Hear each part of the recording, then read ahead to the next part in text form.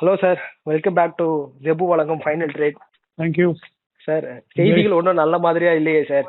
நான் ஹெட்லைன்ஸே வந்து ஒரே நாள்ல 10 லட்சம் கோடி காலி மார்க்கெட்ல அப்படின்றது தான். ரத்த ஆறு ஓடுது தலால் ஸ்ட்ரீட் அப்படின்னு திரும்புற பக்கம் எல்லாம் ஒரே குக்குரலா இருக்கு. என்ன சார் நடக்குது மார்க்கெட்? ஏன் சார் ஒரே நாள்ல இவ்வளவு பெரிய அடி? 500 பாயிண்ட்ஸ் கிட்ட நிஃப்டி விழுந்திருக்கு, 1600க்கு மேல சென்செக்ஸ் விழுந்திருக்கு. என்ன சார் நடக்குது? ரொம்ப நாளா சந்தோஷப்பட்டு இல்ல விஜய், அதனாலதான் வீழ்ச்சி இன்னைக்கு. முக்கியமா என்னன்னா இந்த வீழ்ச்சிக்கான காரியகர்த்தா வந்து டொனால்ட் ஜே ட்ரம்ப். அவர் வந்து என்ன பண்ணிருக்காரு அப்படின்னா, இன்னைக்கு டர்க்கியில பேசிட்டு இருக்காரு நேட்டோ சமிட்ல. அந்த பேச்சு முடிஞ்ச உடனே அவர் என்ன சொல்லியிருக்காரு, deal with Iran is over அப்படின்றத ஆங்கிலத்துல சொல்லியிருக்காரு. அது ஏன் அப்படி சொன்னார்னா, அங்க வந்து ஏதோ ஒரு அன்ஐடென்டிஃபைடு ப்ரொஜெக்டைல் அப்படிதான் ஐடென்டிஃபை பண்ணியிருக்காங்க. அது ஈரானா தான் இருக்கலாம். ஏதோ அங்க ஹோர்மோஸ் வழியா செல்லுகின்ற ஒரு கப்பல் மீது ஒரு தாக்குதல் வந்திருக்கு. அதுக்கு ரிட்டாலியேஷனா அங்க இருக்கக்கூடிய யுஎஸ் ஃபோர்ஸஸ் வந்து பயங்கரமா ஒரு 27-28 இடங்கள்ல தாக்குதல் நடத்தி இருக்கிறதாகவும், இவருக்கு வந்து அது கோவப்பட்டு சரி இது வயலேஷன் ஆயிருக்கு, சீஸ் ஃபயர் வயலேஷன் ஆயிருக்கு, அந்த டீல் வந்து முடிஞ்சு விட்டது அப்படின்னு சொல்லியிருக்காரு. அவர் சொன்ன உடனே உலகத்தில் இருக்கக்கூடிய எல்லா சந்தையுமே, நம்ம சந்தை மட்டும் இல்லை, பட் யூரோப்பா இருக்கட்டும், மற்ற ஏஷியன் மார்க்கெட்ஸா இருக்கட்டும், இன்னும் செயல்படாத market, for instance US futures market, அது வந்து 24/7 ட்ரேட் ஆகிட்டே இருக்கும். அங்கே டவ் ஜோன்ஸோட ஃபியூச்சர்ஸ் பார்த்தீங்கன்னா ஆல்ரெடி 700 புள்ளிகள் சரிவோட தான் இப்போ ட்ரேட் ஆகி வருகிறது. சந்தையே இன்னும் ஓப்பன் ஆகல. ஞாபகம் வச்சுங்க, யூஎஸ்ல இன்னும் நேரம் வந்து not here day time there, but மணி வந்து 4 மணி தான் ஆகுது, விடிய காலையில். பட் டவ் ஃபியூச்சர்ஸ் வந்து 700 புள்ளிகள் சரிவோட ஆல்ரெடி வர்த்தகம் நடந்து வருகிறது நம்ம பார்க்குறோம். ஸோ ஒன் மேன் ஸ்டேட்மெண்ட், அதாவது இந்த முடிஞ்சு போச்சு அப்படின்றத சொல்லும்போது டெஃபினட்டாக சந்தைக்கு ஒரு செய்தி. இதே பேரலாக அப்போ ஆட்டோமேட்டிக்காக என்ன நமக்கு உடனடியாக தெரியணும், இது ஆல்ரெடி நமக்கு பழக்கப்பட்ட விஷயம். கச்சா எண்ணெயோட விலை வந்து ஒரு 5-6% ஏற்றத்தை சந்தித்து பார்த்தோம். பிரெண்ட் க்ரூட் வந்து ஆல்மோஸ்ட் 71-72 இருந்தது. அது இப்போ ஆல்மோஸ்ட் $79-80, $80 ஒரு பீப்பாக்கண்ட லெவலுக்கு வந்திருக்கு. ஸோ இது வந்து ஒரு அன்சர்டன் சுச்சுவேஷன். ஸோ இது வந்து குளோபல் மேக்ரோ எக்கனாமிக் ஃபண்டமெண்டல்ஸ்னால தான் இந்த வீழ்ச்சி. நம்ம சந்தைக்கு குறிப்பிட்ட ரிசல்ட்னாலேயோ இல்லை எஃப்ஐஐ புல் அவுட் ஆனதோ இதெல்லாம் ஒரு காரியம் கிடையாது. But I think it's more global in nature. And நம்ம சந்தைக்கு மட்டும் இல்லை, பட் உலகத்தில் இருக்கக்கூடிய எல்லா சந்தைக்குமே இந்த ஒரு வீழ்ச்சி இன்னைக்கு நடக்கும். இனிமேல் யூஎஸ் மார்க்கெட் ஓப்பன் ஆகும், அங்கே என்ன சரி நடக்க போகுதுன்றது நம்ம வெயிட் பண்ணி பார்க்கணும். But already indications are for a fall. அதுக்கப்புறம் தொடர்ச்சியாக இவர் என்ன பேசுவார், இல்லை இந்த பேச்சோட இது விட்டுருவாரா, இல்லை பீஸ் மறுபடியும் அந்த சமாதான பேச்சுவார்த்தை மறுபடியும் துவங்குமா எக்ஸெட்ரா நம்ம பொறுத்து இருந்தா பார்க்க வேண்டும். பட் இப்போதைக்கு அந்த அன்சர்டனிட்டி வந்து ரொம்ப உயர்ந்திருக்கிறது சந்தையில். அண்ட் அதோட பிரதிபலிப்பாக தான் இந்த வீழ்ச்சியை நம்ம பார்க்கணும். ஓகே சார், இன்னைக்கு வந்து டாப் கெய்னர்ஸ்னு சில இருந்தாலும் எல்லாருமே ஆல்மோஸ்ட் டாப் லூசர்ஸ்ல டாப்லயோ இல்ல பாட்டம்லயோ தான் இருக்காங்க. எல்லா பங்குகளுமே மேக்ஸிமம் விழுந்திருக்கு. குறிப்பா பாத்தீங்கன்னா இன்னைக்கு சவுத் இந்தியன் பேங்க் ஒரு 7-8% விழுந்திருக்கு sir.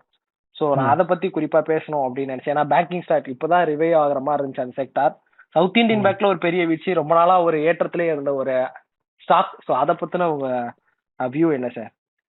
I think we picked a wrong day to analyze South Indian Bank அப்படிதான் நான் நினைக்கிறேன்.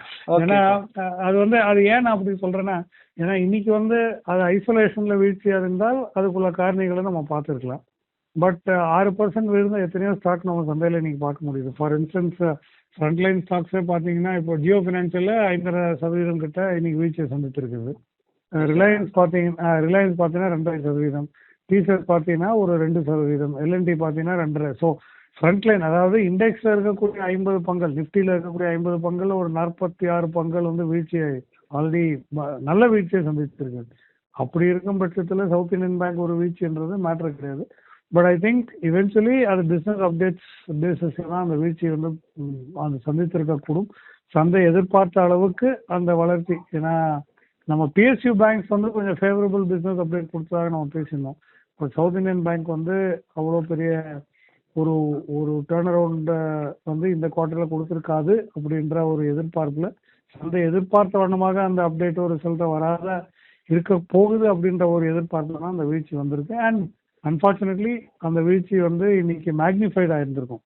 அண்டர் நார்மல் மார்க்கெட் கண்டிஷன்ஸ் வந்து அவ்வளோ பெரிய வீழ்ச்சி இன்னைக்கு சந்திச்சிருக்க வாய்ப்புகள் குறைவு. பட் ஆல்ரெடி வந்து கடல் போல ஒரு வீழ்ச்சி ஒரே யூனி டைரக்ஷனல் ஃப்ளோவா இருந்தது. அதாவது 1 மணிலேருந்து ஒரு வீழ்ச்சி அப்படியே ஷார்ப்பா இருக்கும்போது அதுல சிக்கனா இந்த மாதிரி நெகட்டிவ் நியூஸ், பாசிட்டிவ் நியூஸ், எல்லா விதமான செய்திக்குமே சந்தை வந்து குளோபல் மேக்ரோ எக்கனாமிக் ஃபண்டமெண்டல் ஒரே ஒரு காரணம் தாங்க. So I think pick the wrong day to ஃபால்னு தான் நான் சொல்லுவேன். ஸோ பட் இல்லாட்டி அந்த 6% வீழ்ச்சி எல்லாம் இன்னைக்கு வந்திருக்காது அப்படின்றத நான் நினைக்கிறேன்.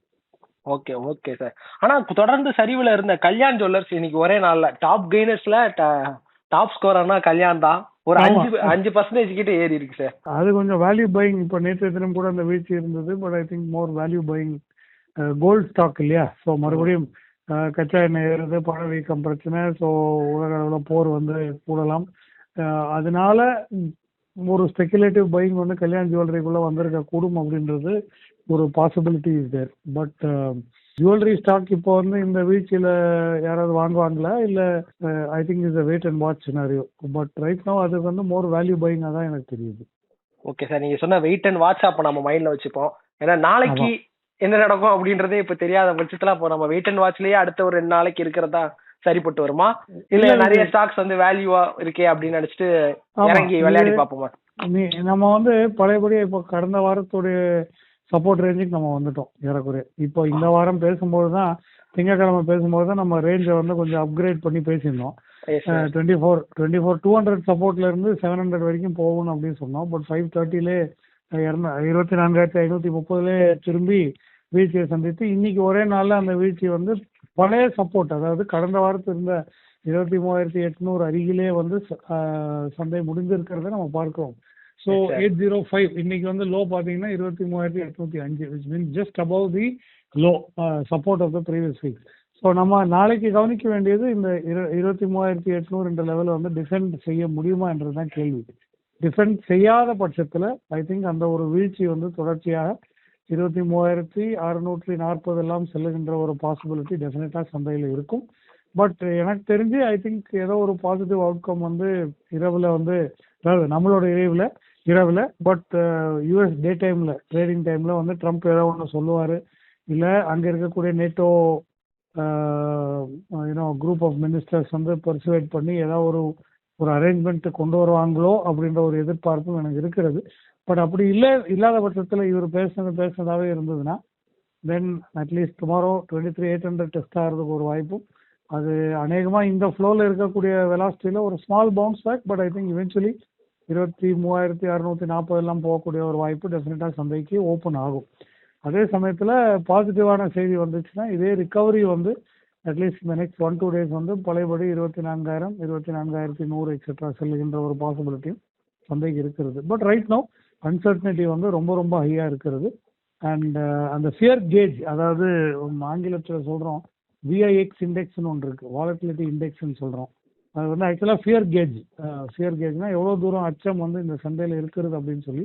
இன்னைக்கு மட்டுமே பார்த்தீங்கன்னா இந்தியாவோட அந்த விஐஎக்ஸ் ஃபியர் கேஜ் வந்து 26% ஏற்றம் சந்தித்திருக்கிறது. ஸோ ஜூன் 12ஆம் தேதியிலேருந்து இன்னைக்கு ஹையஸ்ட் லெவலில் வந்து இந்த ஃபியர் கேஜ் வந்து ஏற்றம். அப்படின்னா அவ்வளோ தூரம் அச்சம் இருக்குது, இது பெருசாக இனிமேல் வெடிக்க போகுது, இல்லை நீண்ட நாள் இது வந்து இந்த பீஸ்லாம் முடிஞ்சது, பழைய லெவலுக்கு நம்ம திரும்பிடுவோமோ அப்படின்ற ஒரு பயமும் அச்சமும் சந்தைக்குள்ளே நுழைஞ்சிருக்கிறது. அந்த ஃபியர் கேஜ் வந்து will add more fuel to the fire tomorrow as well. வேற மாற்றங்கள் எதுவும் பாசிட்டிவான செய்திகள் வரவில்லை என்றார். ஓகே சார், நாளைக்கு நாள் நல்லபடியா இருக்கும் அப்படின்னு நம்புறேன். நீங்க சொல்ற மாதிரி அந்த சப்போர்ட் ரேஞ்சை உடைக்க கூடாது அப்படின்றத என்னோட ஹோப்பும். ஸோ நம்ம நாளைக்கு இதை பத்தி தொடர்ந்து பேசுவோம் sir. Thank you so much. Thank you Vijay.